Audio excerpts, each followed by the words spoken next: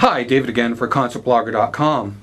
Today I have the pleasure of sitting down all the way from Stockholm, Sweden, with the members of Dirty Loops. We have Jonah, who's the voice and the soul of the band. Heck. And then we have Henrik, who is the Wonder Kid musical prodigy. You were very young. You were performing, and the real heartbeat of the band. And then we have the sonic backbone Aaron. Quiet, yeah. Sonic backbone. Yes! Hi, welcome. Thank you for sitting down with us. Thank you for your time. Appreciate it. So, welcome. First of all, let's talk a little bit about the band and how you guys came together and stuff. I'd read that you'd all gone to school together at a special school in Sweden for people who wanted to pursue a career in music. Is that true? Right. Was it like from primary school that started? When do you actually decide whether it's a school that's specifically about music rather than just a basic education? We actually went to 2 schools together, and me and Jonah to 3 schools together. Mm-hmm. The first one was from age 10 to 15, which kind of had more music than usual schools. The second one from age 15 to 18, that had a lot of music and was really like for people that wanted to work with music. And then it was the university after that. I don't know how old we were then, but that was like straight after. Right after, yeah. That was really like also only music. I think it's really amazing that you get to decide and pursue something like that. I think in the United States especially, the education system is designed in a different way. And I think we're starting to get away from it a little bit with the charter schools and things of that nature, but it's awesome to be a young kid and know what you want to do and be able to actually do something to pursue rather than, I have to take 20 extra algebra classes or whatever, when you know that you're not going to really put that to practical use in your life. Mm-hmm. So I think that's really awesome that you get that chance and that opportunity. We fortunately had to do a little bit of that as well. Of course you have to, there's a certain amount. Yeah. But it kept going downhill more and more the more you went into music. Yeah. The more music ideas you have, the less of the history lessons there are and such. Awesome. So when did you all 3 seriously decide to become a band? I know a little bit about your story, that you were all session musicians and were friends and decided to make some videos, cover songs of different pop songs in your own way. And when did that become less of a, okay, this is just a fun project with my friends, and more of a, hey, let's get serious about this?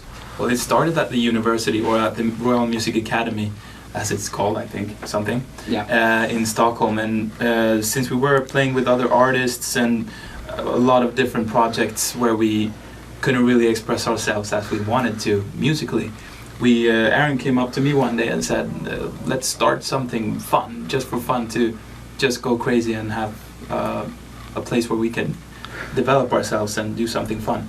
And that's when we started it, and just yeah, but it got serious like more around when we released the first video. That's kind of like, it was a fun project that was just for fun for 2 years, but around the time when we released the Just Dance video, it got way more views than we expected, because we put it up there just in order to have a booking reference if people wanted to have us for a gig. Hey, this is what we do. Kind of like send them a link or something, and then that link kind of had a life of its own, and that's kind of like, yeah, okay, we need to talk about this band, like maybe we should do it more and everything, because it's always been about having fun. So this is serious. If we can actually make a living off of doing what we love to do, that's so much better than, we have this set, rigid type of thing that we're doing as a backup band or something. Okay, well, whoever's written the song has decided to tell you what you're going to do. And now you guys get to do your own take on it. I think that's awesome. So how did you form a partnership with one of the greatest musical minds in the world today, Andreas Carlson? How did that come about? He's your manager? Yeah. I don't really know. How it happened? He did a lot of things. Yeah, a lot of things happened that particular week when he called me one Saturday evening. He just called you up Yeah. one day. Yeah. One of the greatest musical minds today is like, "Hey, what's up?" Yeah, what's up? Yeah, exactly. I just asked me what's going on. And he asked if we wanted to take a fika, as we say in Sweden. Well, coffee and sweets. And It already sounds good. I'm in. And talk about the project, what our plans were, and what we wanted to do with it. Yeah. So yeah, that's where we started. And that's I all. like the way he approached you also. Hi, this is Andrea Carlson. How are you? I'm good. How are you?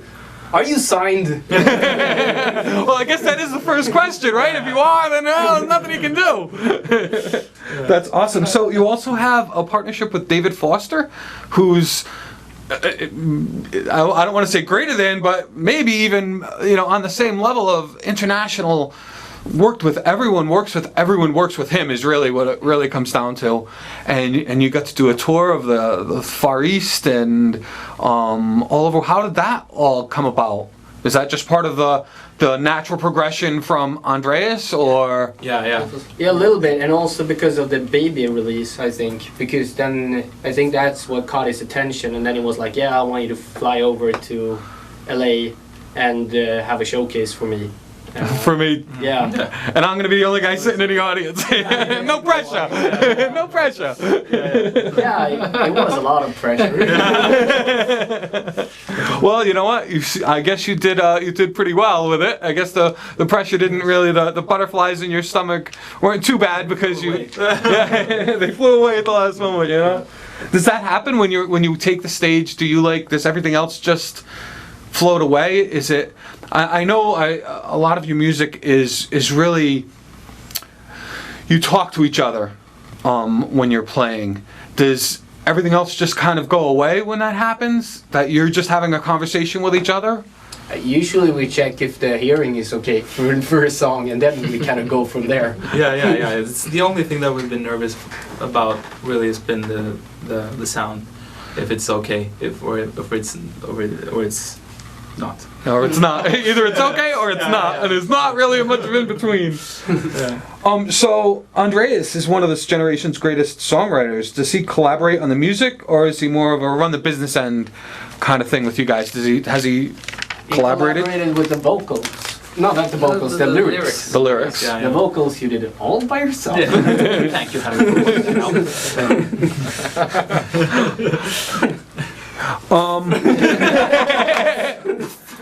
So you started out with these videos, but now you've really limited your internet releases to videos that are basically all three of you playing in studio conditions. Is that on purpose? Is there an idea behind that about controlling what you release? I think we're waiting to release a real video now. So it was the cheapest way and the easiest way for us to do a video in the beginning. So I mean, have you seen the quality on the video, baby? It's almost you can't recognize us. It's like Really? it's a little corny. yeah. But it's been very good for us to be able to have control over what we're actually playing. So Aaron, who cut all the videos and edited everything, really could choose the exact takes where.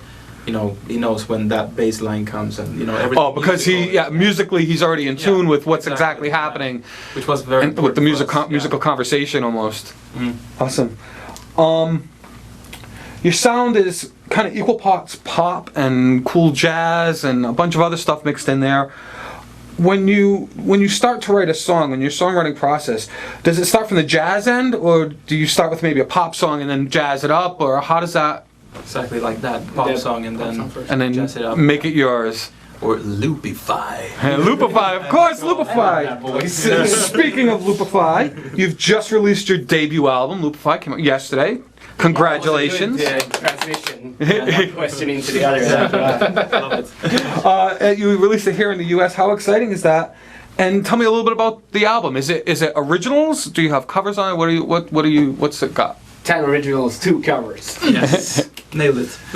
Yeah, but it's mostly an original album, and it's arranged in a different way as well. So it's more like full productions on this one. Yeah. Yeah, more synths and a little bit more percussion going on. Yeah. A lot of other stuff. orchestral pieces. Yes. And some Really? horns in there too. Yeah. Yeah, we had an orchestra on 2 songs and horns on 3 songs. Cool, that's awesome. Along with that, you've you released it several months ago in Japan and the UK a month later, in the early spring. Why is that? Is there a specific reason behind that? Do you have a bigger fan base in Japan? I don't really know the reason. I think we can't be all over the place at the same time. Yeah. Yeah, exactly. It's to be able to back up the release, and then you're going to be going on tour here to back it up. Fix the tour in the US so that it could come at the same time as the release. So Get the buzz out there and let people know who you are. Prioritize. Is that how you say it? Okay, the country. Yeah. Yeah. Sorry about my English. No, perfect. It's better than my English.